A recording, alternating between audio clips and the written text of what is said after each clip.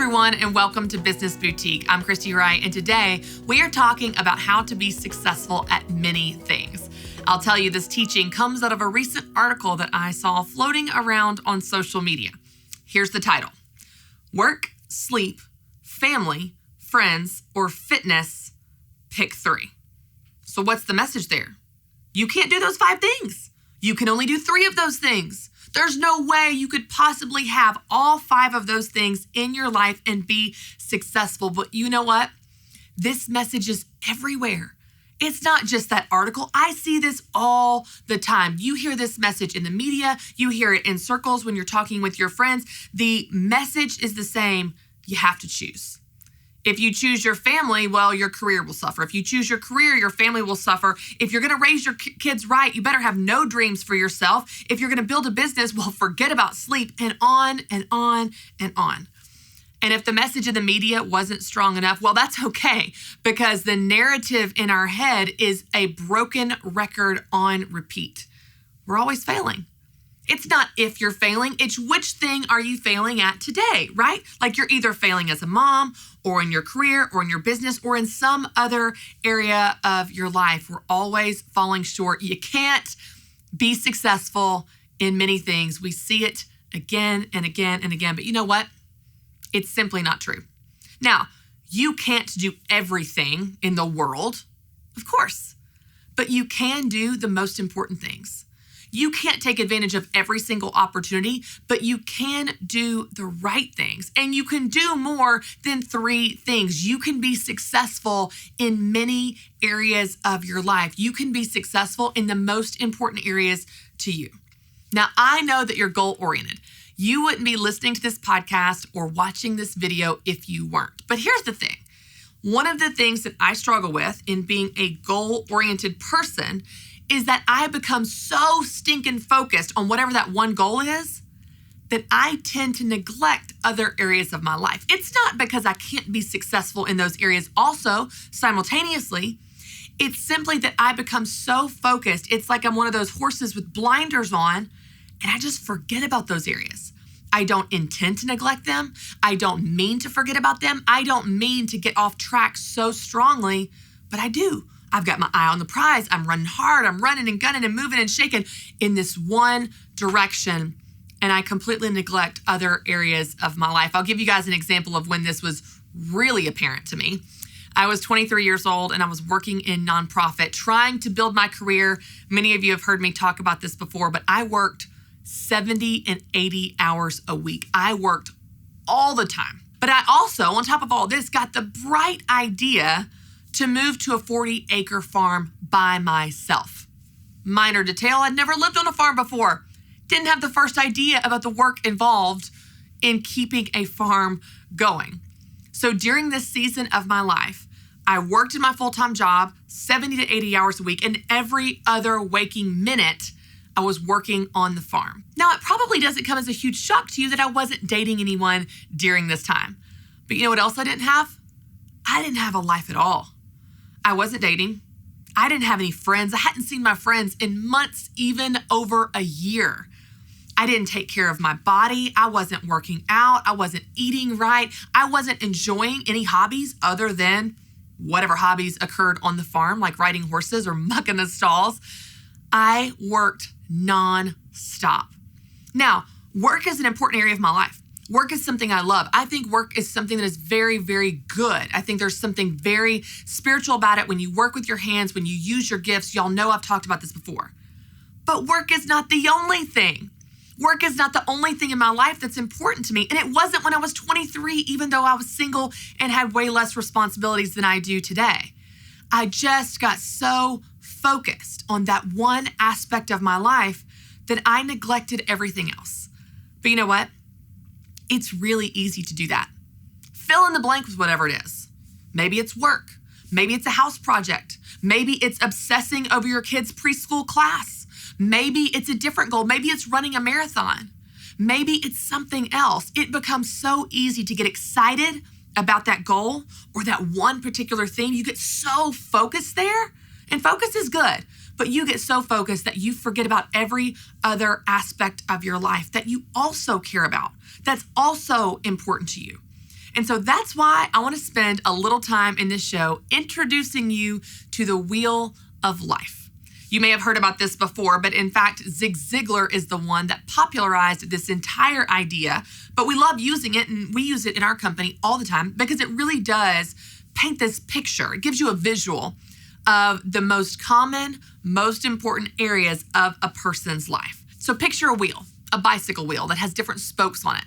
We're going to go through each of the different pieces on this wheel, and each one represents a different major area in your life, probably a major important area in your life. So let's talk about what those are.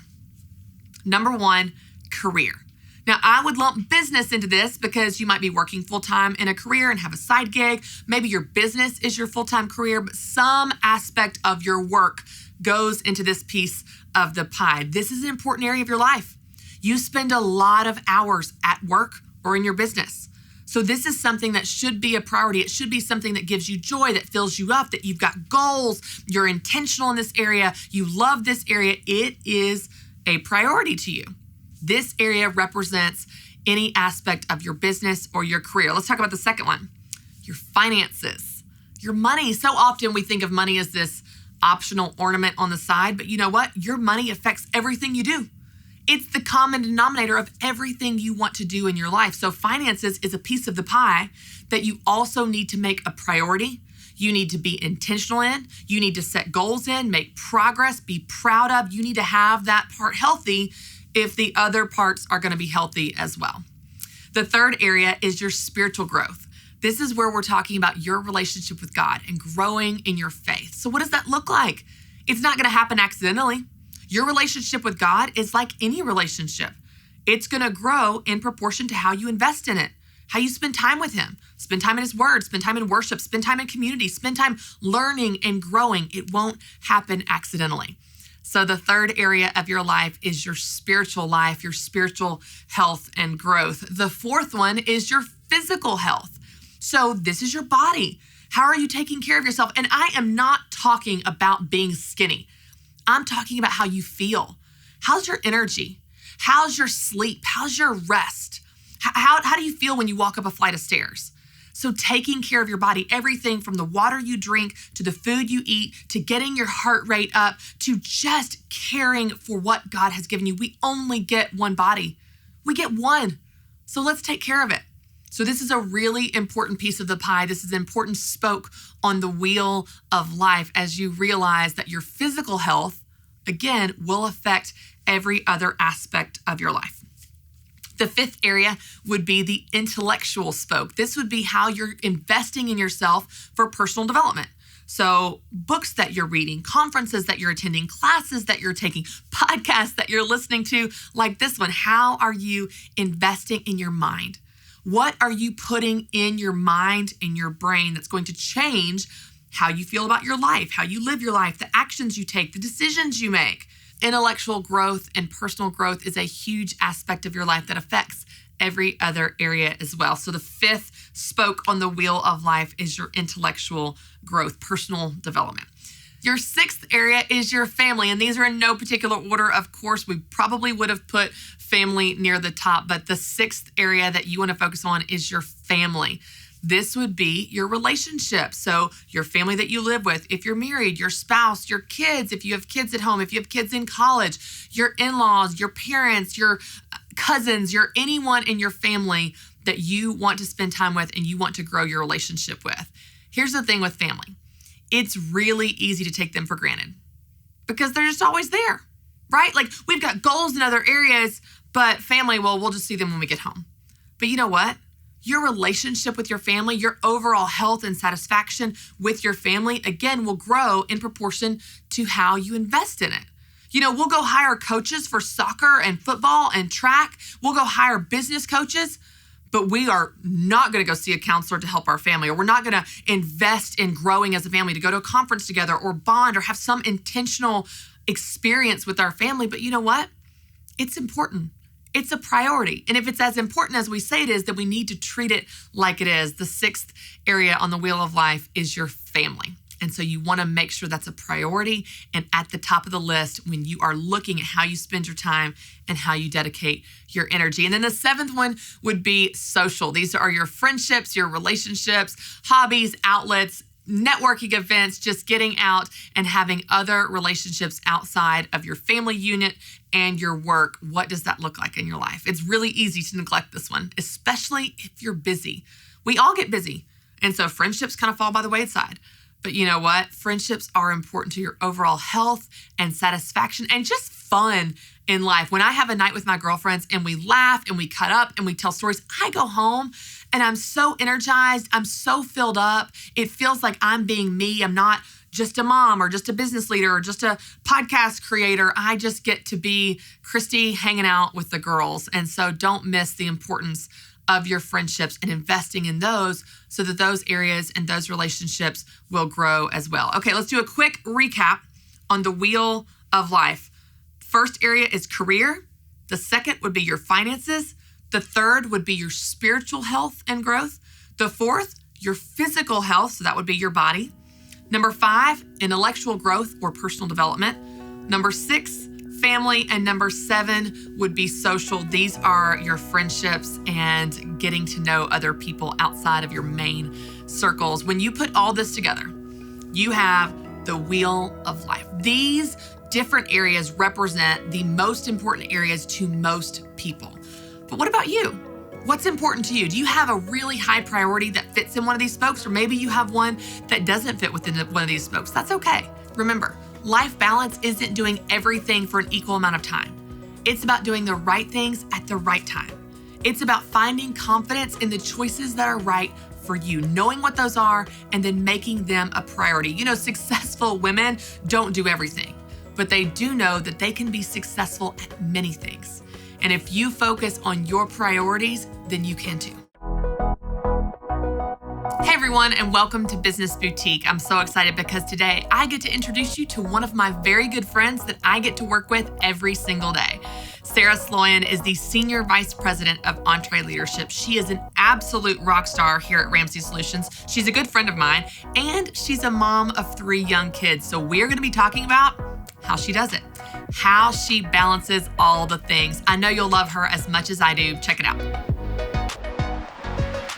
Hey everyone, and welcome to Business Boutique. I'm Christy Wright, and I'm hanging out with my good friend, Sarah Sloyan. Sarah, thanks for being here. Thanks for having me. This is so fun. This is so fun because we work together on a daily basis, whether it's on projects or different things we're, trying to start in the next quarter. But I feel like this is going to be a really fun topic because we're not talking about work as much. We're talking about real life. Yes. And we were just talking about this even before we started recording, but I feel like there's this myth out there that you always have to choose. If you're winning at work, you're sucking at your family. If you're winning at home, then you can't have any dreams of your own. And I specifically wanted to talk to you about this because you have 3 young kids and you have a very demanding job here over EntreLeadership. You've got some really stressful seasons, like with EntreLeadership Summit, for example.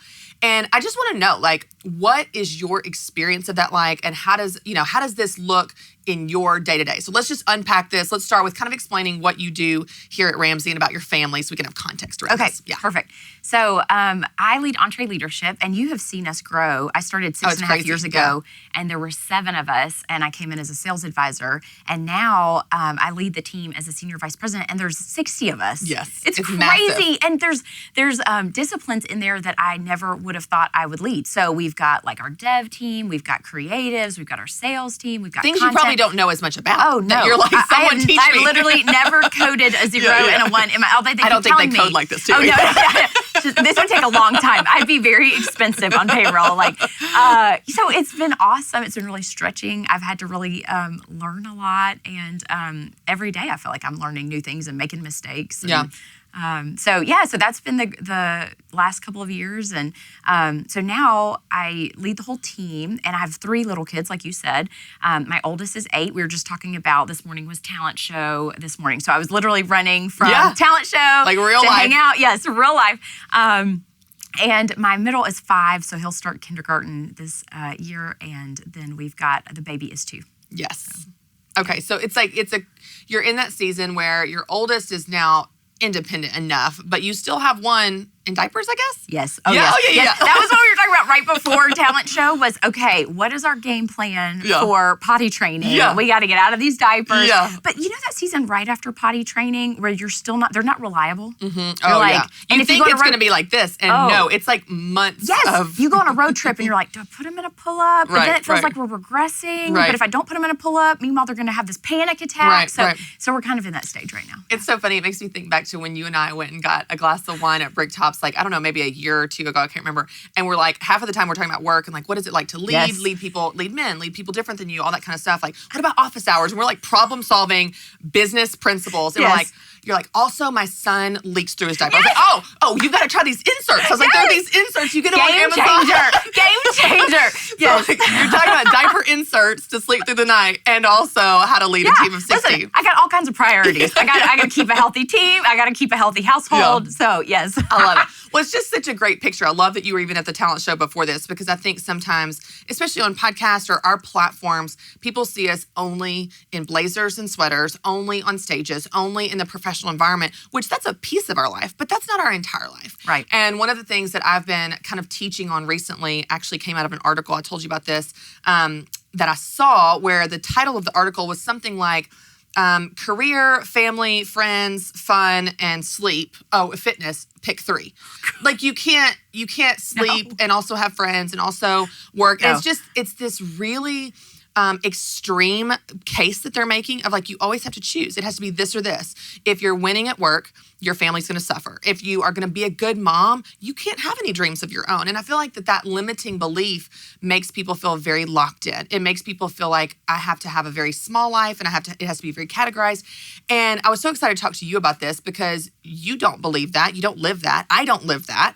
And so I would love to hear just like, on a daily basis, and maybe this has changed even through the last, 6 years as you've been in this role and been on the team, how that's changed. What does that look like in terms of you giving yourself permission to do those things, like to take care of yourself and your kids and your career? Like, it's not perfect, and I'm under no illusion that we can do everything, but you do the most important things. So let's talk about that. Like, what does that look like in your life in a really practical way? Yeah, I would say there's 2 overarching themes, and then we can kind of get into my tactical life hacks. Yes, is what my work hacks, life hacks. Yeah.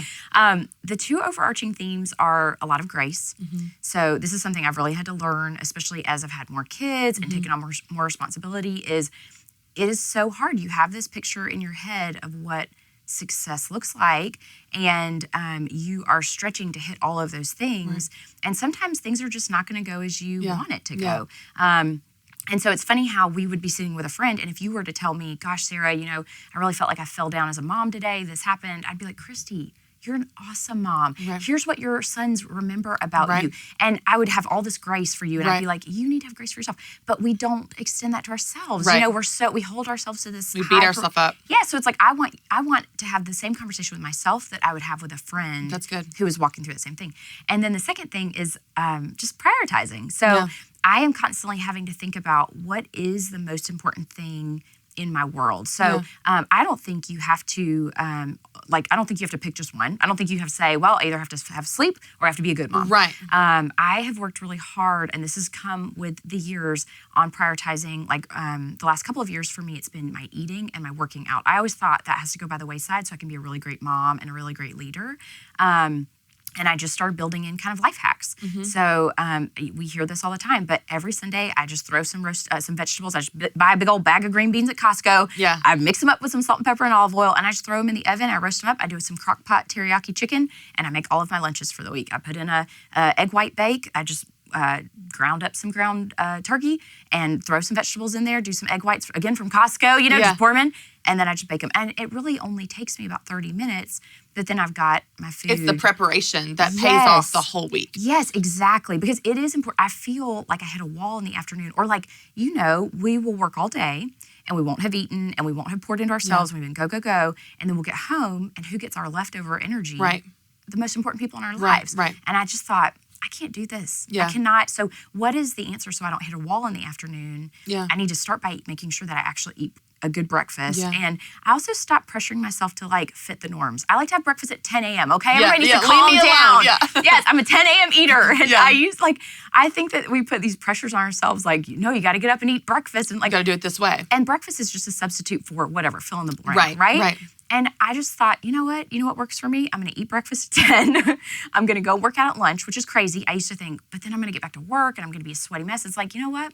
I'm going to shower, I'm going to put my hair up, and we're going to be fine. Yeah. Everybody's going to be fine. Yeah. It's better than if I don't go work out Yeah. and I have no energy at the end of the day Yeah. to hang out with my family. So Yeah.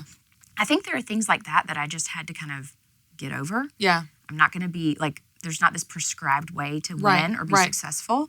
And so those are kind of some of my, have lots of grace, Yeah, yeah. prioritize, figure out how to still do the things that are important. Yeah. And there are sacrifices on the back end. Yeah. There are some days in afternoon meetings where my hair looks a little crazy. Yeah, yeah. But I'm okay with that. Yeah, yeah. Okay, so let me ask you this.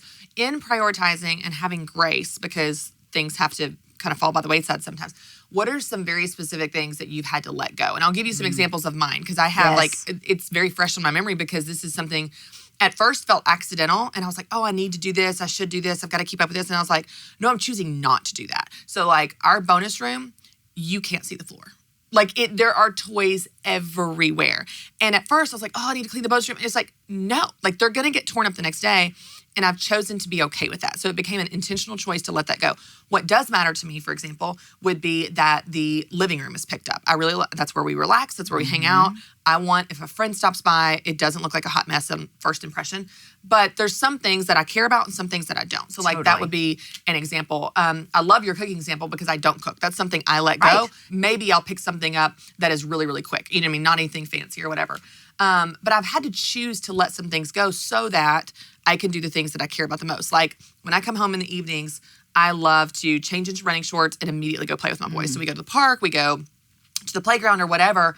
But then in the evenings after that, after they're down, so about 7:30, if my husband's watching a documentary or he's listening to a record, I'm going to work. And it's not because I have to work. Right. I choose to use that time. It's an intentional Right. choice that, hey, I want to get caught up. And you don't have to feel guilty about that. No, like your 10 a.m. breakfast. Right. I can work at night if I Yes. want to. I'm a grown woman. That's what I forget choose to. sometimes. Do you ever see that meme where it's like the day changes when you realize that you're an adult and you can eat cake for dinner if you want to? Yeah. Like I feel like that's Yeah. our moment, right? Like Yeah. I'm an adult and I'm going to make the choices that Right. are intentional for me. Right. I don't have to do the societal norms. That's right. And then feel guilty when I'm not Right. matching up with Right. that. Like Yeah. I love what I do and I want to do this. My Yes. husband's watching yet another documentary on the 70s bands. And I'm like, I'm not interested in this. I'm going to pull up my computer and Yes. do what I want to do. Okay, so what is that for you? What are some Yeah. things that you've had to let go?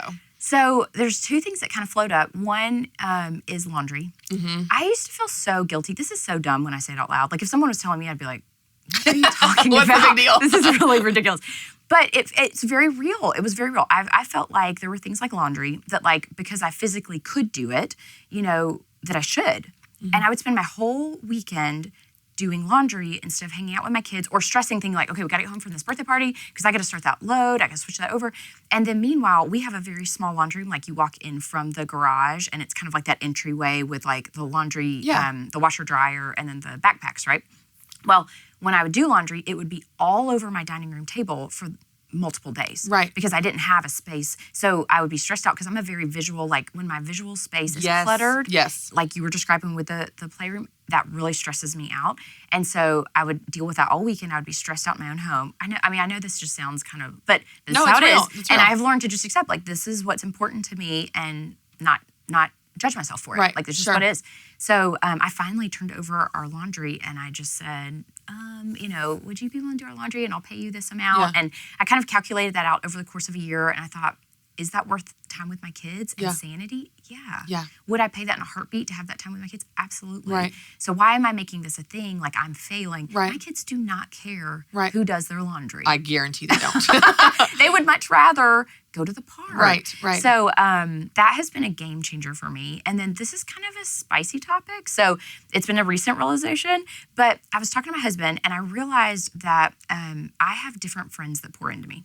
I have some friends that I leave, like I am such a social person and I'm a people pleaser. I hate to disappoint people. I just want to hang out with everybody. I have massive Same. FOMO. Yeah, totally. And then I realized the other day, I have some friends that I walk away from and I always feel poured into. We laugh, we totally relate. Like we just have Gives this you energy. really, yes, it gives me energy. That's Yep. exactly. And I have other friends that are nice people, but I always walk away feeling like that was a lot of work and I am more tired and I didn't really get refreshed. Right, sure. And like, it's fine if like every once in a while that's the case. Sure. You know, we all go through hard times and I believe in being there for your friends. But I do think over a substantial period, like if over the course of a year, you hung out with that person 12 times and every time you walked away thinking, I kind of feel drained. Yeah. Maybe that's not the best use of your time when you're in a season where your energy and your time is so limited, which sounds really, hard to say out loud. Yeah. But I'm just having that realization that like I need to be aware of what gives me energy and what you spend your time on. Yeah. It's funny you say this because I have actually used this example in my podcast and my show before.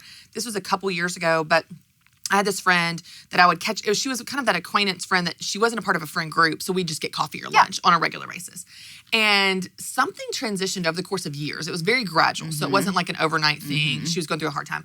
But every time I hung out with her, I just left feeling bad about myself. Like it was almost like these underhanded comments, these backhanded, like where you're going, oh, that hurt. Like, was that, Right. And so I came home one day from hanging out with her and I was kind of telling my husband about it yet again. And he goes, why do you hang out with her? Why do we do it? And I was like, I don't know. And it goes back to what we just said. I'm a grown woman.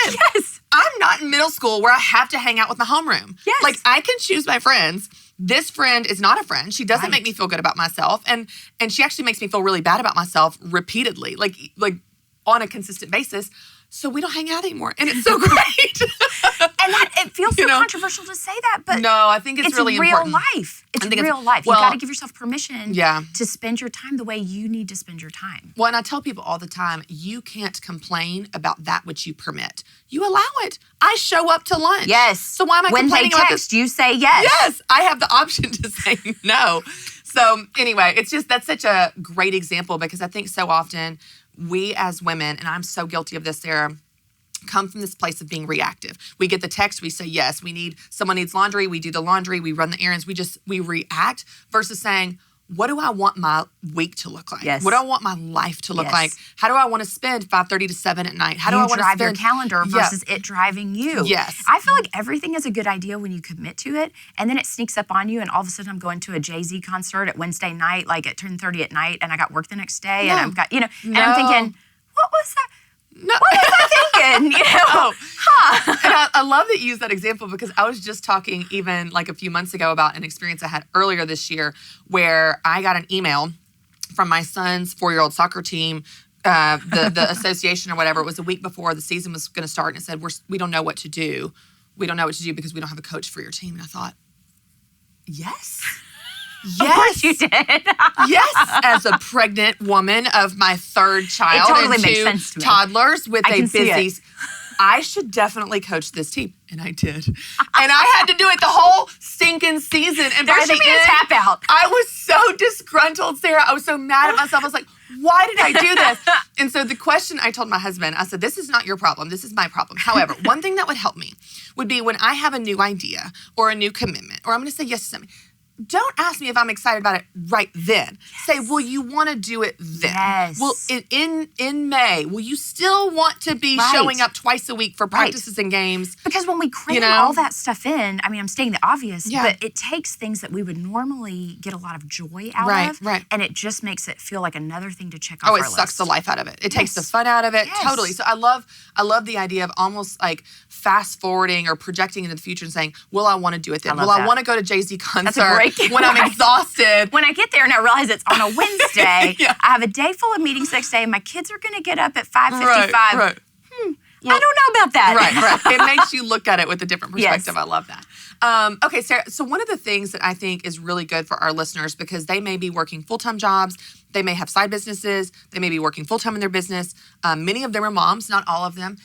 But what does this look like with your husband? What does this look like with the team? So let me give you an example, because this has even changed for Matt and I, where Matt recently changed jobs. He was at his previous job for 10 years. Loved the company, awesome company. But towards the end, the last couple of years, it was just slower. And so he never had work to do at night. So if I was on my computer at 7:30, he'd probably be like, hey, what are you doing, Now he's just busy running and gunning. And so he has to work in the evening. So like, I feel like he understands more. Yes. And so we're just on the same page. We're on the same page with travel. We're on the same page with working in the evenings if we want to. We talk about it. We're on the same page with schedule, house responsibilities. What does it look like with you and Louie? Because I know your job is very different than his, but you both have all these demands on you. You both have the kids, the house, the laundry, all the things. So like, Totally. How do y'all work as a team so that you can do those things that are important to you, like working out or eating good or whatever? What do those conversations look like? I love hearing how much you guys are on the same page. It's going to be a good alternate. This is new. This is a new development. View. Let me just the tell you last about 4 months we've been on the same page. The last 10 years, not so much. So go on. It's a new development. Yes. So for context, my husband's a civil engineer. You know this. And he's wired a lot like Matt, which is really fun to talk about. I loved it. Yes. I feel like you and I are like the woo and the drivers. And so let me get real nerdy for a minute. We had a pivotal realization. So if you're familiar with the Enneagram, this is kind of, we talked about this. Okay, good. So kind of your wiring. I am a take action person. So my number is like, in all doubt, I'm going to chase after that thing. Like whatever, Urgent. Urgent. I'm you very tell me urgent. something's happening, I'll text that person right now. What you need That's help right, with? I'm going to right. do it. Right now. Why would we wait? So everything right now. Yeah. My husband is a wait and see person. So he's a 5 Let me on the think Enneagram. about him. Same. Yes, and he constantly thinks, is there a more efficient way to do this? So let's take date night, for example. Let's actually take date night with our oldest is a girl, and then we have 2 boys. So I, read something somewhere and decided that a father-daughter relationship is the most important aspect of parenting. And he should start today. Absolutely. And what has he been doing to build this relationship with our daughter? This? Yes. So anyway, poor Louie. Yes, it's much easier for me to point out what other people should do. Sure. Let's just speak to myself for a minute. Sure. I'm sure what he's thinking. But okay, so I'm like, okay, Louie, we got to figure this out because this is going to impact her entire life. And, I work with adults all day and I can tell people who have baggage because of father relationships, like this is so important. And I'm reflecting on my own relationship with my dad, which is great. But of course, there are always learnings. So anyway, this becomes a high priority thing for me and we need to do it immediately. Right now. Right. And by we, you mean you need to do this. Yes. So I say this and then weeks go by. He's like, yeah, okay, all right. Weeks go by and I'm like, did you not hear me? This is so important. Our daughter will not be okay if we don't figure this out. Like, this is what's going through my head. And so fast forward, we're 4 weeks in and I'm like, so I'm not feeling real heard. We had this conversation and, I feel like if you, could maybe, are you planning on doing something? Yeah. Anytime? Is this on your radar? Yeah. So, and he's in the same boat. Nashville is booming. Yeah. And so his job is always crazy. There's always building projects going on. So I totally get it. I get that there's not much brain space to really, you have to be intentional and set time aside and go, I'm going to spend this time thinking about how I can pour into the most important people in my life, which are my kids. Yeah. It's funny, we do this for team members, we do this for other, but intentionality around our family. And so we started talking about it, and through this realization with we went to see a marriage counselor, not because we were in trouble, because I think there are ways that we could communicate better. Totally, yeah. So he helped us have this realization that Louie is sitting there thinking of like, well, yeah, we should have a date night. I should plan a date night with Madison. Okay, but what's the most efficient way to have a date night? Okay, but is there a better way? Should I take her to Sonic or should I take her to, but if we go to ice cream, okay, should we go to Cece's? But then we have to park. Right. Should we do it during after voice lessons or should I take her home? Like, he is getting caught up in all of these nuances and getting overwhelmed and thus never taking action, not because he doesn't care. Right. And it was such a turning point for us. And I just realized, okay, and it was awesome to have this third party that could encourage us because I always feel like a nag. I don't know if you feel like this. Totally. But I don't like to be that person like, could you maybe do more? Like, I know you're doing a lot, but could you do more? Right. So it was awesome to have this third party person that could look at that and say, hey, I work, he just told Louie, he said, hey, I work with a lot of couples exactly like you guys, and it is not abnormal for the woman to be doing these things, but she's also usually not working. Right. Like that, this is her full-time job then to do all of these things. Right. And Louie was like, oh.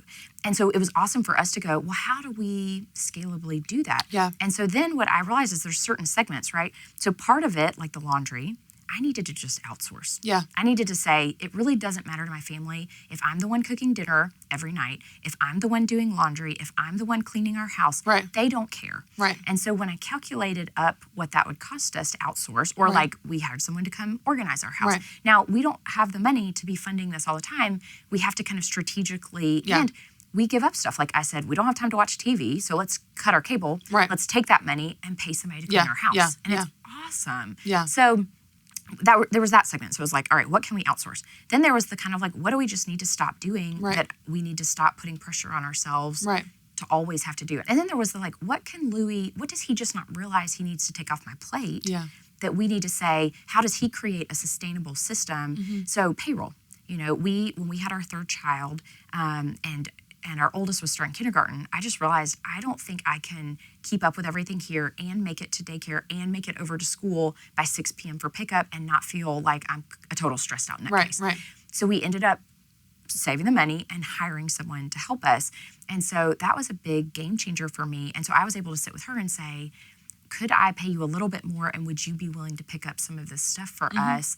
And that then created work in terms of payroll. Right. Well, I was always like, oh my gosh, frantic. I just said, Louis, can you just own payroll? Yeah. Can you set yourself a Which reminder? he's a 5. He would love the payroll. He would love loves the numbers. Yes, calculate that thing up. Spreadsheets all day. Yes. So he had to go, what is a system? What are the reminders I need to set? What are things so that I don't have to hold that mental space? Right. Because mental space is half the battle. It's exhausting. It's not physically doing the work that I mind. It's like I have to be the one who always remembers, make sure Madison does her homework, make sure payroll gets done, make sure that we recognize for Christmas and birthdays our nanny. Like it's that mental space that takes up. So there are a couple of things that we had to break up, and we are not perfect. But we are getting in a better rhythm because we have now laid this out and said, okay, Louis not inclined to think like that. I am always going to be inclined. So how about I stop over-owning, and how about he steps up a little bit and owns more than he usually does? But it's amazing how these little things, because we are all wired so differently, but if you're going to perform at the high capacity that you have to perform at, if you're going to manage all the things from laundry to managing a massive multi-million-dollar department to being a good mom for your kids and taking care of your body, all these things, you have to figure out whether it's a life hack or even personality hacks of like, what are the tricks? Like Matt is so good at putting me in my place and putting things into perspective in a loving way that I need, because we've learned along the way. I love that you guys went to counseling. We're so pro counseling and have done that as well. But whatever you can do to find ways to turn the knobs to say, this helps us communicate better. This helps us work as a team better. This helps us be more efficient in our life. Maybe it's valuing your time and saying, hey, is an extra couple $1,000s a year that we can find somewhere else in cable worth spending time with my kids? I love what you said about working at it. Like you guys work at it, you're intentional, you're continually working at it, whether it's through counseling or conversations or communication, because I think so many people get stagnant in their marriage and they think, well, this is as good as it gets. This is how it's always going to be. I can't chase my dreams or pursue this career because I don't have a supportive spouse. So that's the end of the story. I'm like, it doesn't have to be. Like if that would be just even a great takeaway for you guys to continue to have these conversations with your spouse, seek outside counseling or help, have those conversations and lean in and ask where that person's coming from and to get to a place. Start with the benefit of the doubt. Yeah. Oh, that for is sure. what I have really, I think I can get so mad because I'm like, why is he just not doing this? Right. And I think when I really take a step back and give him the benefit of the doubt and have some empathy and go, man, he's overloaded with work. Right. He's not wired to quickly process things like I do. He really takes his time and he ends up with a better decision because of it. That's right. I think that is always my advice to any married couple, but I especially give it to all of our young kids that get married. Yes. I'm like, always start with the benefit of the doubt. Yes. No one's trying to be difficult. No one's trying not to pull their weight. Just have a conversation. They're probably not even aware that stuff is happening. Yeah, I love that idea. Put yourself in their shoes and you'll look at the whole thing differently. Someone else told me, this was a counselor that told me this too, that I think is really good, even in the context of conflict with your different personality styles. They said, don't see the conflict between the two of you, see it out here. Yes. It's y'all against the conflict, not the conflict. And I was like, ooh, I love that visual. I'm a visual person. Yes, me too. Yeah, so that's yes, fun. I love that. Sarah, I could talk to you all day. And I think we're already over on our time. We're going to get in trouble. But anyway, okay, as we wrap up, what would just be maybe one or two takeaways or tactical tips that you would encourage women that are feeling like they have to choose? They're like, I want to take care of my body. I want to have a great family. I want to, pursue my dreams. What are some really tactical things that you would say, these are the most important things? Calendar, outside help, whatever those are. Like, what would be kind of a couple takeaways that you could give them? Yeah, this is going to sound counterintuitive, but the thing that I find is the most impact is scheduling yourself some time. It doesn't even have to be a crazy amount of time. It doesn't even have to be a whole day. It can be a couple hours. Schedule yourself some time to just gather your thoughts. Oh, that's Start good. by thinking about what is most important to me.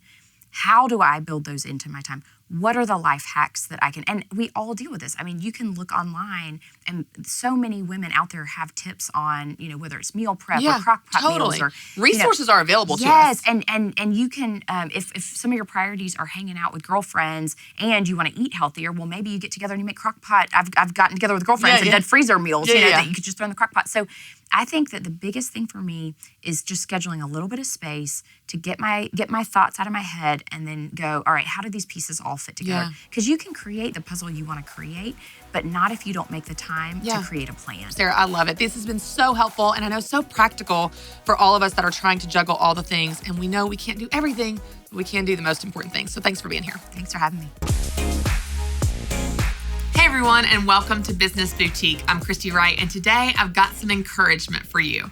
I'll tell you, this comes out of a recent experience that I had. So my husband and I decided months ago that we were going to remodel our bathroom. Our bathroom is not terrible, but it's not great. In our house, it's probably one of my least favorite rooms in the home. There's no counter space. The bathtub is tiny, and it's just old. Like old tile, old tub, old, sad, pitiful place. And let's be honest, when I'm getting ready in the morning, I spend a lot of time in the bathroom. I thought, wouldn't it be nice to just get a quote from a handyman that we know and trust on what it would be like to completely remodel the bathroom. In fact, we could use this space a lot more efficiently than how it's laid out right now, move some things around, and we could have a separate shower, like a walk-in shower, and a separate really big, nice tub, and even have more counter space if we cut into our closet a little bit and expanded the room that way, have a separate room for the toilet, all these wonderful features, new tile, new lights. It just sounded so exciting. So a few months ago, we decided to go for it. We signed the contract, put the deposit down, which is half of the total amount, and we decided to lock it in the calendar for a couple weeks from now. So I have been dreaming of this bathroom for months. Every day when my makeup brushes and my blush and my eyeshadow and mascara are falling in my sink because there's no counter space for anything, that's okay because the new bathroom is coming. And again, day in and day out, as I am just so dissatisfied with this bathroom because now I envision the new bathroom. The new bathroom with beautiful lights and beautiful tile and a walk-in shower and a tub that I can soak in. Oh, I'm just so excited about the new bathroom. So I'm just frustrated as can be with my bathroom, even more than before because now I can see the new. Well, small turn of events. The handyman had a scheduling conflict outside of his control and he wasn't going to be able to do the bathroom after all. And so unfortunately, all of the plans went out the window. The contract was voided. We weren't going to move forward with the bathroom project. And immediately, I'm just so disappointed. So disappointed with my current bathroom. And I'm more annoyed than ever before because I thought I was getting the new bathroom. Well, last night, I came home and our neighbors were out in the front yard. And we just have the best neighbors. We have the greatest neighbors. We're great friends with them. They have little kids. And he asked me if we wanted to walk down to the duck pond with our kids. So we all walked down there. We came back, hung out on their back trampoline. I thought, you know what? We live in the greatest house, in the greatest location ever, in the greatest city, in the greatest time. I would not want to live anywhere else. Immediately, my whole perspective shifted from a bathroom that I was disappointed in to a house that I was so grateful to have. Because we have great neighbors and the house is awesome and fine. We're fine with what we have. And then it dawned on me. The best way to have what you want is to want what you have. There would be so many people that would give anything to have our old 1983 bathroom. There would be so many people that would love to live in the house we live in with awesome neighbors that we get to hang out with whenever we want to. There would be so many people that would love to live in the location we live in with the yard that we have. It's amazing how it changes your perspective when you choose to want what you already have versus always focusing on getting what you want. So my encouragement for you today is to simply do that, to want what you have instead of always trying to get what you want. I know that you have big dreams. I know that you have big goals. I know you want more money, bigger house, nicer things, and that's awesome. I love helping you get there. But we don't want to be so focused on the finish line and so focused on the next thing that we miss the now. that we miss the gratitude for the moment we're in and the things that we have. Remember, the things that we have today are things that we prayed for years ago. You are living a reality of something that years ago you wanted. So let's not miss the now. Let's not miss the gratitude for what we have today because we're always focused on what's coming next. Because I think it really is true. The best way to have what you want is to want what you have. Hey everyone, and welcome to Business Boutique. I'm Christy Wright, and today I get to share another awesome conversation with you that I had with Suzanne Sims. Suzanne is a board member here at Ramsey Solutions, and she's also the Senior Executive Vice President of our Business to Consumer division. She deals with a lot, and so I'm going to be asking her all about overwhelm. I know you'll love Suzanne as much as I do. Check out our conversation. Hey everyone, and welcome to Business Boutique. I'm Christy Wright, and I am hanging out with Suzanne Sims. Suzanne, thanks for being here. You're so welcome. I'm very excited. So this is fun because you have spoken at our Business Boutique events, and I just love getting to hear from you because your role here is pretty unique, and they've heard from me what you do, your official title, but just tell us a little bit about kind of your day-to-day and what you lead here at Ramsey Solutions. It's a lot, I know. Just give us a starting point. It's not that I have so much responsibility and I'm a big deal. That's not the point, but it is so varied. Yeah. Because I lead technically 5 different business areas, if you will, and one is media. So I lead the production side of media and those platforms, and I lead the business side, and then I lead our personalities, and I lead live events, and I lead our consumer products and publishing. And so it's like lots of different industries and lots of different moving parts. One of the key words that I hear from women all the time, in business or not, is overwhelm. They say it again and again and again. We'll have a big academy launch and a lot of new members come in and they're like, I'm so overwhelmed. I'm so overwhelmed. They come to the event, I'm so overwhelmed.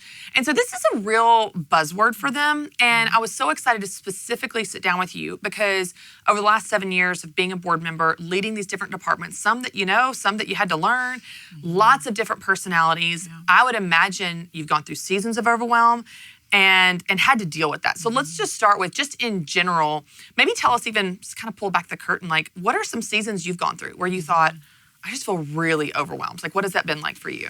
I think there's 2 things that are super important because I do have a husband and I do have a family. And a very demanding career. You know, our work here at Ramsey Solutions is not a normal 8 to 5 job. None of us have these normal, and so we are expected to create good, what we call life balance, even though the term life balance really is not a real thing. Right. What you have to do is you have to learn 2 things. One is there are seasons, okay? So you may be in a season of life where you have the really little kids and there's different demands that come with that and there's different stresses that come with that. I'm in the season of life where my kids are a lot older and there are challenges that come with that. Yeah. And there are different seasons with my career and with my husband's career. So you have to recalibrate. Yeah. Okay, so now things are feeling different. Let's sit down and talk about what must be true for us to be sane and have harmony in this season. Yeah. And so my husband and I have learned the hard way to recalibrate over time. And the other thing is you have to know, like you and your spouse especially, have to know what is important to you guys to have harmony and to stay sane. I use the word sane a lot, okay? Yeah. Because I'm a very high stress, high anxiety person. That's my tendency. And so I'm also an introvert. And so my husband understands that when I've been at work all day, I'm going to meeting after meeting after meeting. I'm extroverting all day long. Yeah. He knows the last thing I want to do is to go to a party after work or go to some networking function. He's an extrovert, and so that's how he gets fuel. Right. And so that's a constant bone of contention with us that we just work through on a regular basis. But I know me. I know where my boundaries need to be. I know that for me to perform really well in my job, which is important to me because I feel called to do what I'm doing. Yeah. And I know to be a good mom and a good wife, I know what my boundaries have to be. And so my husband clearly knows those too. Yeah. So there's not a ton of arguing. Yeah. I say no to a lot of things and I don't feel bad about it. Yeah. Okay, let's talk about this idea of seasons. I remember sitting down with you. This was after I'd had Conley. And I was exhausted because I had a small baby at home, 2 small babies at home to be accurate. And I remember just kind of telling you, I was like, I'm just so tired. And I was like, overwhelmed, I'm sure I said all these things. And I remember you saying to me, Christy, I found that season of my life to be very overwhelming, and I didn't launch a book. I didn't do what you were doing. So I can't even, and I just felt so, I remember that, like those words feeling so validating, like, okay, like this is the season. It's crazy. Let's acknowledge it, figure out how to stay sane in it. Okay, let me tell you one of the things that I do though, Suzanne, that I think I'm guilty of and a lot of people are, and I'm curious how you do this. I have this tendency to set a goal or make a commitment or make a New Year's resolution, whatever the thing is. And I don't take into consideration the seasons. It's almost this set it and forget it. So I'm still holding myself accountable in September to something I said in January, and I didn't assess the change in season that meant I needed to then quit some things. So let's talk about quitting some things, because I'm good at saying no on the front end too, but you then just haven't I'm not experienced enough pain yet. Yeah, to let go of those things as we go, like to identify, hey, that it's time to, we're done with that. We don't have to keep doing that and keep adding to it. So how do you know when to quit some stuff to reduce the overwhelm? Well, for me, I've just learned the hard way. I'm a lot older than you, and I've learned the hard way to not do what you're talking about. Yeah. Okay. But if you're overcommitting, which a lot of people do that, out of a sense of obligation or just worried about what it sounds like a good idea at the time, or it sounds like a good idea. I think sometimes you have to pick up the phone and call somebody and say, listen, I really planned on being here, on doing this XYZ thing, but life has happened and I cannot be a part of this. Yeah. And I'm really sorry. And there's probably little gestures you can do to just make it all okay, depending on the person, the situation, or whatever. But people understand because everyone is living too much life. Yeah. It's not just you. That's right. That's right. But it's okay. Like if you're gonna uncommit to something, do it well in advance. Yeah. Don't do it the night before or the day of, or make your family miserable and go anyway. Yeah. Like be willing to do that, but do it well in advance. Yeah. I just love that idea of seasons though, because it's like there are some seasons where you've got the margin to do those things and say yes and go. And then you've got other seasons where like, that's not the season to do that. Like, I was a young life leader for years and I probably overstayed my volunteering by about a year and a half. Like my season was up, but I didn't recognize it. You know what I mean? I just kept doing it because I'd always done it. And so just learning when those seasons are up, I love that whole idea.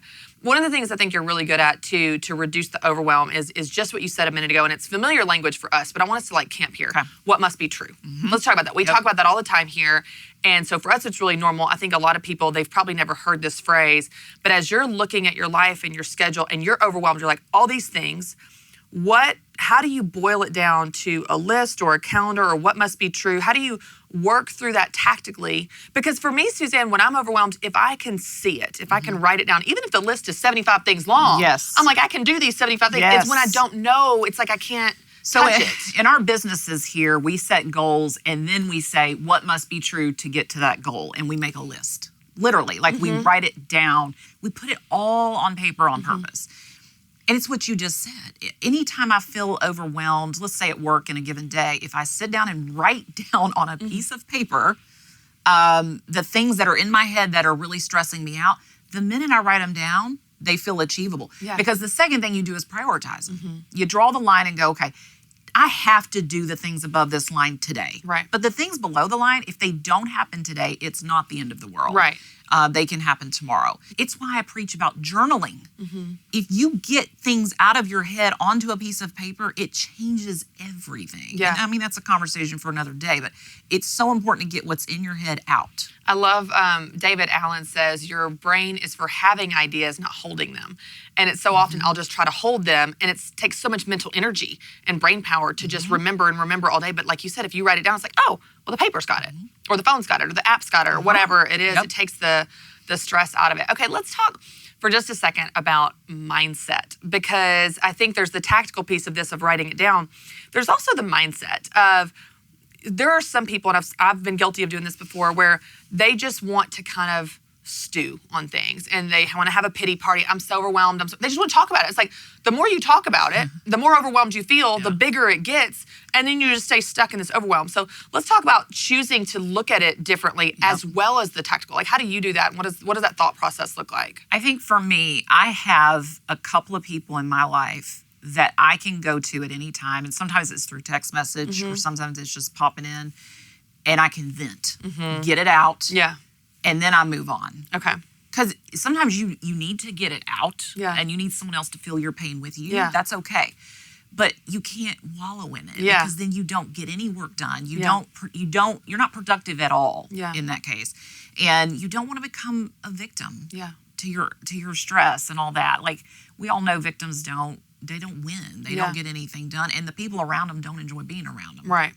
So have people you can vent to about this feeling of overwhelm, but those people also need to kind of kick you in the pants a couple of times sometimes and like hold you accountable for, okay, so what are you going to do about it? Right. Yeah. And it could be your spouse, or it could be folks that you're friends with or work with or whatever. Yeah. That's good. I was listening to a podcast, I think it was from Amy Porterfield a few years ago, and she was talking about this. She was like, the more you talk about it, the bigger it gets. Yeah. And then it does feel overwhelming because you've just talked about it and lived it. It's like, yeah, I love that. Just vent and then move on and get it out of there. Okay, let's talk about priorities, because this is something that, again, I'm speaking from things I've struggled with, but also I just see women struggling with this. That we have all these things we want to do, and it's like they're on an even playing field. They're all on an even line. I've got to go to church and work out and have my quiet time and rest and my kids and my husband.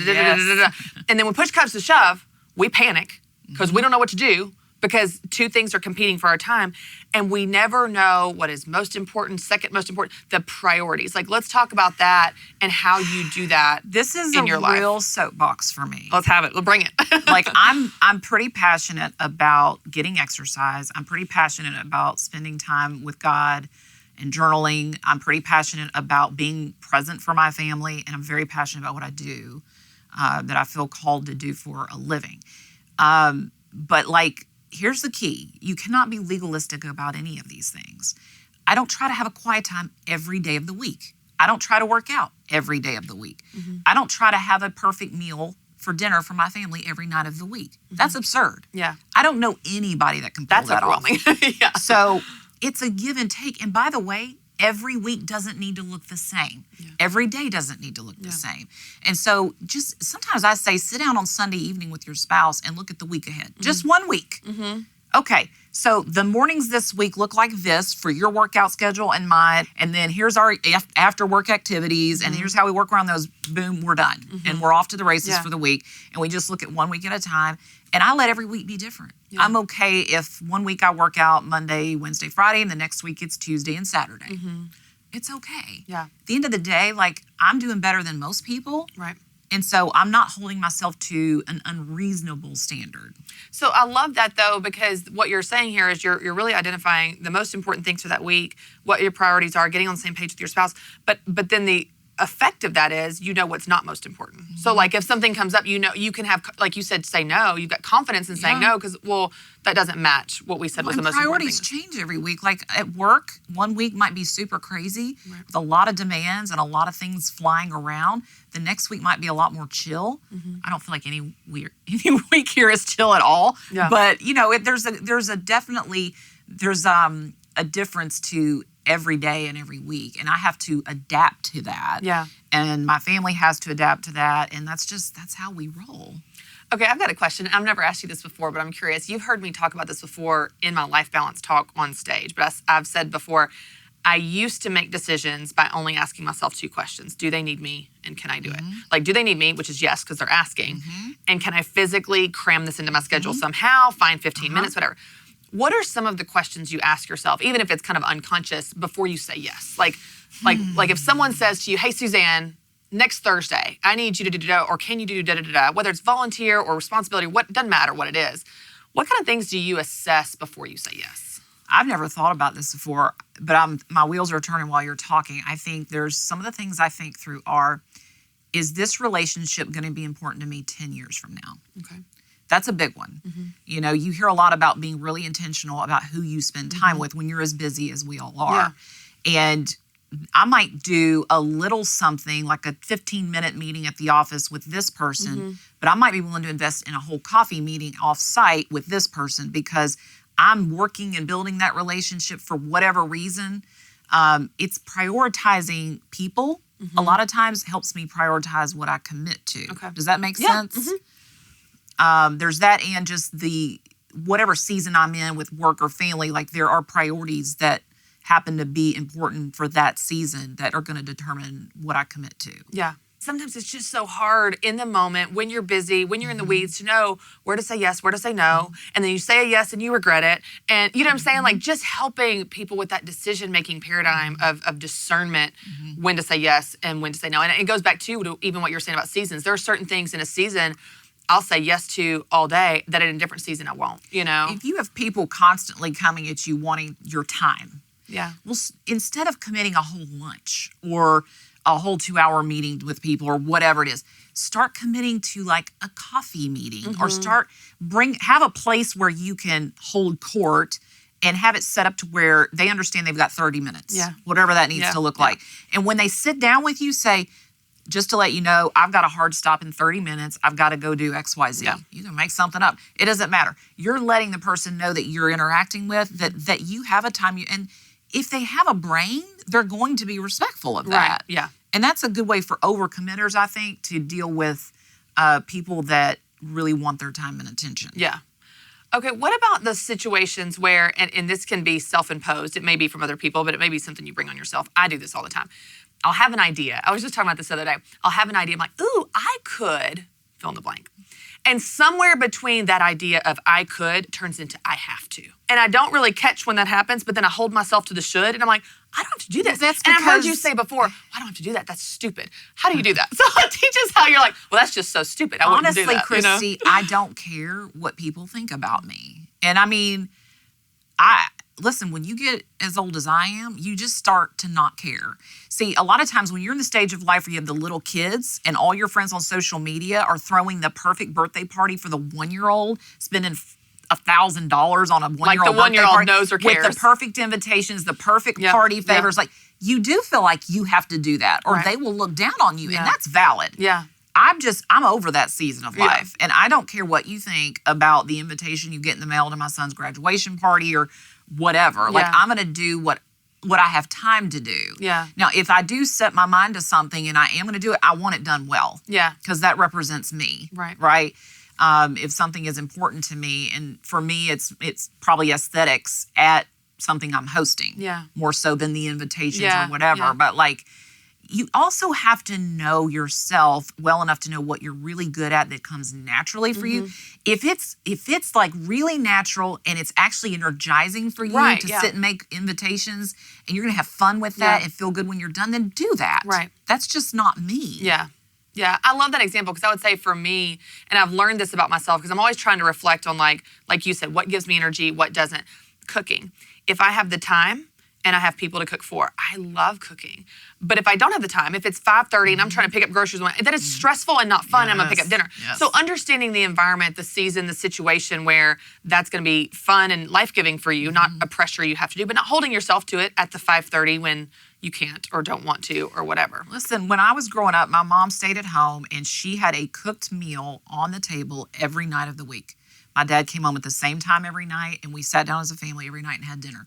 Well, that is not realistic in my world. And so my family has come to learn that about 2 to 3 nights a week, there will be a meal that we all share together that's not in front of the TV or whatever. But it's home chef, okay? Yeah. And the great thing about that is my husband can cook now. Yeah. Those directions are so fantastic with any of those delivery services. Like, he used to not be able to make toast. He can make a full meal. Yeah. So whoever gets home first does that. Right. And then we have, as far as the kids are concerned, it's a home-cooked meal. That's right. So that's what works for us, for our lifestyle. And but it's not every night. Right. Some nights I'm having a meeting at a restaurant after work, and I'm bringing takeout home from that restaurant for the family. Yeah. Like, we roll with it day by day, what makes sense for that day. I love the idea of you can't do everything, but you can do the most important things, but you have to know what those are. Like, this is a silly example, but with our house, our bonus room is off the kitchen. I think you've seen it before, but you have to kind of like go to it. It has a separate door. I don't touch that room. Like, you can't even see the floor in that room. I'm like, there's no reason to pick up toys in this room because they're going to be right back up. But the living room, I want it picked up. So it's like knowing what can be let go and giving yourself permission to let those things go and not be like, oh, I should clean the bonus room and beating yourself up every day about the bonus room. Be like, no, I intentionally choose for the bonus room to look like that is so crazy good, town. Christy. Listen, my kids are fantastic human beings, and I have a great relationship with all 3 of them. Those 3 kids do not know how to keep a room clean. Yeah. Okay? Yeah. And when I've hired people to come help me around the house off and on throughout my career, I've told them, You may think I'm a terrible mother. This is just one battle I chose not to fight. That's right. Right. I don't care. And at the end of the day, I'd rather have a good relationship with my child and have them be well-adjusted and successful in life in general than their room to be clean all the time because I berated them about it. Yeah. And that, like my 23-year-old who's home for the summer from college, I don't go in his room. Yeah. That door stays Scared closed. of it. Yeah. And that's okay. Yeah.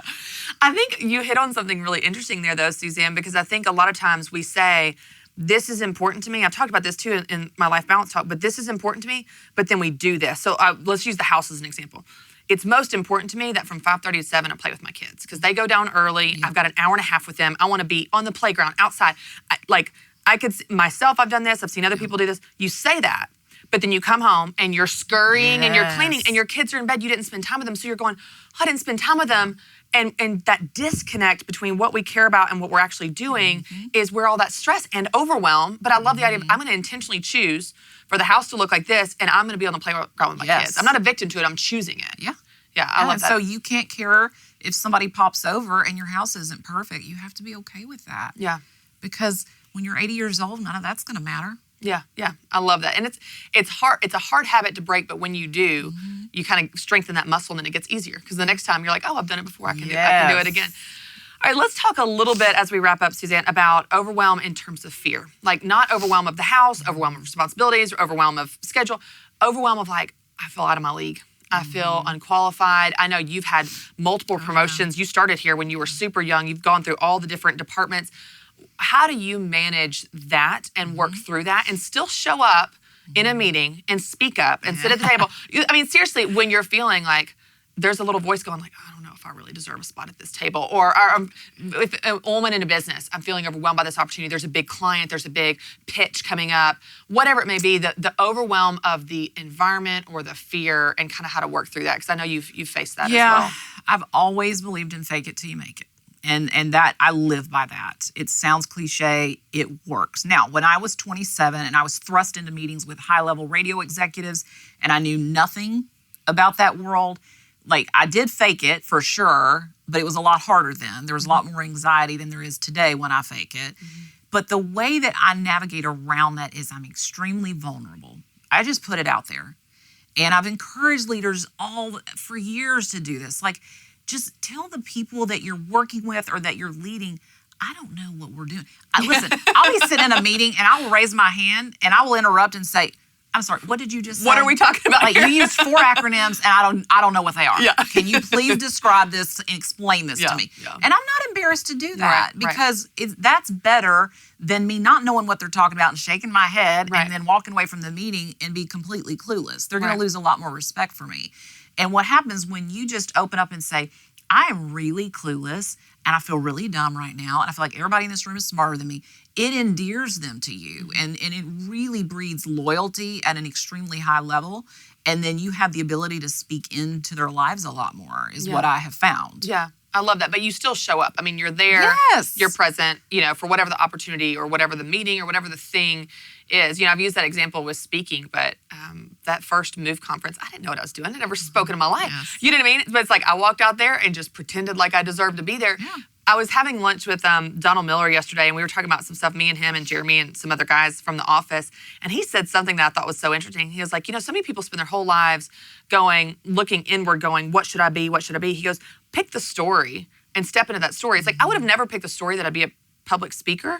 I didn't even know that was a possibility. Yeah. But it's like through faking it, I'm like, I'm doing it now. I mean, now I really am one. It's like you step into that and become that through faking it and getting those reps and strengthening that muscle. So I love that idea of showing up, even if you're scared, but then also being honest about it. Just doing this is not my natural thing. I'm more comfortable in a meeting, working with people that I know. But I also have such a passion because of all that I've experienced, like what we're talking about today. I want to share it with people because I know they need that information. And I know that I have felt the way they feel. So let that motivate you. Yeah. You can make an impact on people's lives if you will put yourself out there and show up and just be vulnerable and say, I don't know what I'm doing. Yeah. So guide me, correct me. I'm going to do the best I can. Can we do this together? Yeah. I love it. Well, Suzanne, you have had such an amazing career here, and it's been fun even in the last 10 years that I've been here to see all the different things that you've led, but also how you've managed it. You really have. For someone that's an introvert, you are in a lot of extroverted situations. Yes, ma'am. From events to media to whatever, and you handle yourself so well. You don't, even though you said you're high anxiety, I would never know it because you keep your cool. I take a lot crazy, of Xanax. Yeah. I'm just kidding. Like, oh, Twitter's blowing up right now. Well, Suzanne, I know you're crazy busy, but it's been a lot of fun to learn from you over the years, but also here because I know overwhelm is a major problem for people. So thanks for taking some time to teach us and inspire us today. I was super honored to be here. Thank you very much.